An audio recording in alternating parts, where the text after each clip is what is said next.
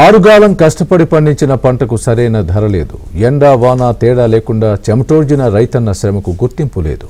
పంట పండే సమయంలో ప్రకృతి వైపరీత్యాలు, తీరా పంట చేతికొచ్చాక అమ్ముకునే సమయంలో అధికారులు పెట్టే ఇబ్బందులు.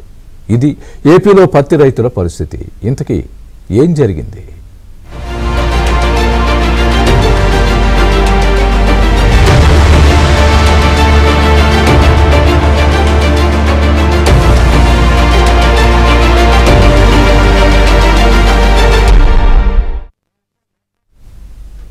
ఏపీలో పత్తిని పండించిన రైతుల పరిస్థితి అగమ్యగోచరంగా మారింది. ప్రైవేట్ మార్కెట్ ధరలు గిట్టుబాటు కాక, సీసీఐ కొనుగోలు కేంద్రాల్లో నిబంధనల కారణంగా అమ్ముకోలేక రైతులు ఇబ్బందులు పడుతున్నారు.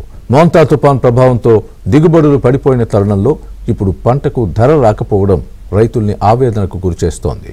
ప్రభుత్వం తెచ్చిన 3 రకాల యాప్లు కర్షకులకు తలనొప్పిగా మారాయనే అభిప్రాయం కూడా వ్యక్తమవుతోంది.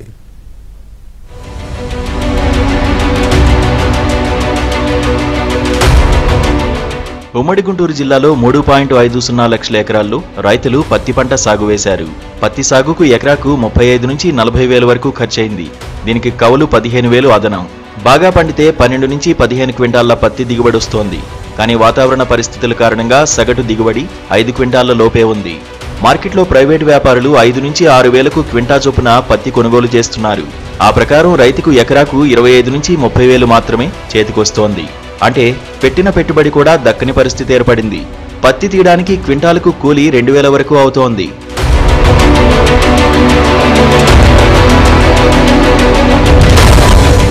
ఏపీలో సీసీఐ 60కి పైగా కేంద్రాలను గుర్తించగా ఇందులో 34 చోట్ల ప్రస్తుతం పత్తి కొనుగోళ్లు చేస్తున్నారు. పోడిపింజ పత్తి క్వింటాలకు 8,110 రూపాయలు, పొట్టి పింజకు 7,710 రూపాయలుగా ధర నిర్ణయించారు. ప్రభుత్వ నిబంధనల మేరకు ప్రతి కొనుగోలు చేస్తామని వ్యవసాయ శాఖ కమిషనర్ తెలిపారు.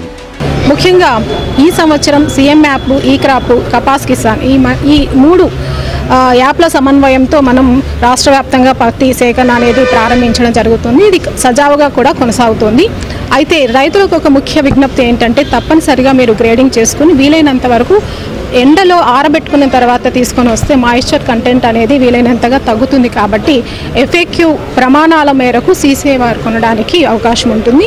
ముఖ్యంగా హైయెస్ట్ ప్రైస్ ఎంఎస్పి ప్రైస్ పొడవు పింజ కాటన్కు 8,110 రూపాయలు చొప్పున కేంద్ర ప్రభుత్వం ఇప్పటికే అనౌన్స్ చేయబడింది. కాబట్టి తప్పనిసరిగా రైతులందరూ కూడా నాణ్యత ప్రమాణాలకు లోబడి తమ ప్రతిని అమ్ముకోవడానికి ప్రభుత్వం అవకాశం కల్పిస్తోంది. పత్తి రైతుకు ఈ ఏడాది ఆరంభం నుంచి అన్నీ కష్టాలే. సీజన్ మొదట్లో వర్షాలు కురవలేదు. కొన్ని చోట్ల రెండోసారి విత్తనాలు నాటాల్సి వచ్చింది. సాగు మొదలయ్యాక యూరియా డిమాండ్ పెరిగి అధిక ధరకు కొనాల్సి వచ్చింది. అక్టోబర్ నెలలో వర్షాలకు తోడు మొంతా తుఫాన్ కారణంగా కాయలు కుళ్లిపోయాయి. పూత, పిందె రాలిపోయాయి. తీతకు సిద్ధమైన పత్తి తడిచిపోయి రంగు మారింది. సాధారణంగా పత్తి 2 నుంచి 3 తీతలు వస్తుంది.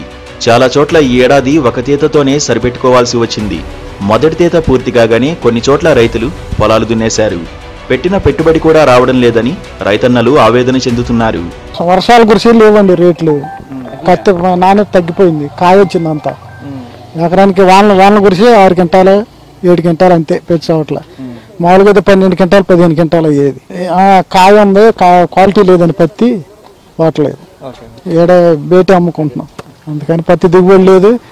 తడిచింది కూడా తడిచిపోయి అంతా కాయ అయిపోయింది. నిమ్మ శాతం ఎక్కువ చూపించుతుందని ఆడపోయి వంక పెడుతున్నారు వాళ్ళు. ఆడపోయిన తర్వాత అప్పుడు లారీగా ఆటోగా వెనక పంపిస్తారు. అదే వెనకంటే రైతులు పోయి వెనక రాలేరుగా, అందుకని ఏడు అమ్ముకుంటున్నారు. పత్తిని విక్రయించడంలో రైతులకు సాంకేతికంగా కష్టాలు ఎదురవుతున్నాయి. పంట వేశాక ఈ క్రాప్లో నమోదు చేయాల్సి ఉంది. దిగుబడి వచ్చాక అమ్ముకోవడానికి రైతు సేవా కేంద్రానికి వెళ్లి మొదట సీఎం యాప్లో, తర్వాత సీసీఐకి చెందిన కపాస్ కిసాన్ యాప్లో నమోదు చేయాలి. 3 యాప్ల్లో సమాచారం సరిగా ఉంటేనే రైతులు పత్తి అమ్ముకోగలరు. వీటిని నిర్వహించే సంస్థలు వేరువేరు కావడంతో ఇబ్బందులు ఎదురవుతున్నాయి. సీసీఐ కేంద్రానికి పత్తి తీసుకువచ్చిన రైతులను నిబంధనల పేరుతో బయ్యర్లు అడ్డుకుంటున్నారని, ప్రైవేటు వ్యాపారులతో కుమ్మక్కయ్యారనే ఆరోపణలు బలంగా వినిపిస్తున్నాయి.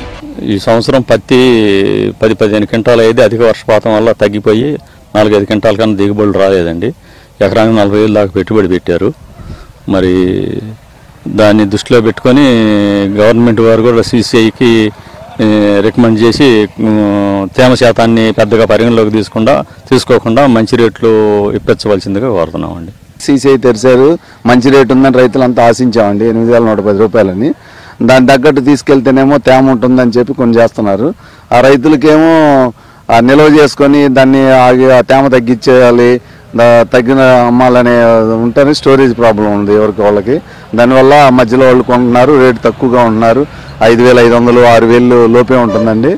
ఆ 2,000 రూపాయలు సీసీఐకి వెళ్తే 2,000 రూపాయలు లాభం వస్తుందిలే, కానీ దాని తగ్గట్టు జరగట్లేదు. కానీ ప్రభుత్వం కూడా చర్యలు తీసుకొని రైతులకి అనుకూలంగా ఉంటుందిలే అని ఆలోచిస్తున్నారు. దాని తోడు ఇప్పుడు ఉంటే పారదర్శకంగా రైతుల దగ్గర పత్తి కొనుగోలు చేస్తే అందరికి ఉపయోగకరంగా ఉంటుందని ఆశిస్తున్నానండి. రైతులు వ్యాపారులకు కాకుండా సీసీఐ ఏర్పాటు చేసిన కేంద్రంలోనే విక్రయించాలని తీసుకువెళ్తే తేమ శాతం, రంగు మార్పిడి నిబంధనల పేరుతో ఇబ్బందులకు గురి చేస్తున్నారు. అంతో ఇంతో ధర తగ్గించి తీసుకునేందుకు కూడా ససేమిరా అంటున్నారు. 8 నుంచి 12% తేమను మాత్రమే అధికారులు అనుమతిస్తున్నారు. ఏమాత్రం తేడా ఉన్నా వెనక్కి తిప్పి పంపిస్తున్నారు. రైతులు అంత దూరం తీసుకువెళ్లి వెనక్కు తీసుకురాలేక తక్కువ ధరకే ప్రైవేటు వ్యాపారులకు అమ్ముకోవాల్సిన పరిస్థితులు ఏర్పడుతున్నాయి. ఇదిలా ఉంటే సీసీఐ కొనుగోలు కేంద్రాల్లో అధికారుల తీరుపై మాజీ మంత్రి, చిలకలూరిపేట ఎమ్మెల్యే ఆగ్రహం వ్యక్తం చేశారు. ఇది ఒక చిలకలూరిపేట సమస్య కాదు, రాష్ట్ర వ్యాప్తంగా ఉన్నటువంటి సమస్య. నిబంధనలు కొంత సరళీకృతం చేసి రైతులు అసలే ఇబ్బందుల్లో ఉన్నారు. 15-20 క్వింటాలు పండాల్సినటువంటి ఎకరం 3-4-5 క్వింటాలకు పడిపోయింది. దిగుబడి కూడా రైతులకు కోలుకోలేనటువంటి నష్టం జరిగింది. తీవ్రమైనటువంటి ఆవేదనలో, బాధలో ఉన్నారు పత్తి పండించినటువంటి రైతులు. గౌరవ ముఖ్యమంత్రి గారు కాటన్ కార్పొరేషన్ ఆఫ్ ఇండియా వారిని పిలిచి నిబంధనలు సరళీకృతం చేసి పండించిన పత్తి రైతుల నిల్వలు పూర్తిగా కొనుగోలు చేయాలనేటువంటిది కూడా గౌరవ ముఖ్యమంత్రి గారి దృష్టికి తీసుకెళ్లాము. చంద్రబాబు గారు రైతు పక్షపాతి. రైతులను ఆదుకునేటువంటి దాంట్లో ఈ దేశంలో ముందు వరుసలో ఉండేటువంటి ముఖ్యమంత్రి ఎవరైనా ఉన్నారు అంటే చంద్రబాబు గారు. జిన్నింగ్ మిల్లుల్ని సీసీఐ కొనుగోలు కేంద్రాలుగా మార్చి రైతులను అక్కడికి రావాలని చెబుతున్నారు. రైతులు అక్కడకు పంట తీసుకెళ్లి అమ్ముకోవడం కూడా ఇబ్బందిగా మారింది. తమకు సమీపంలో కొనుగోలు కేంద్రాలు ఏర్పాటు చేయాలని రైతులు డిమాండ్ చేస్తున్నారు.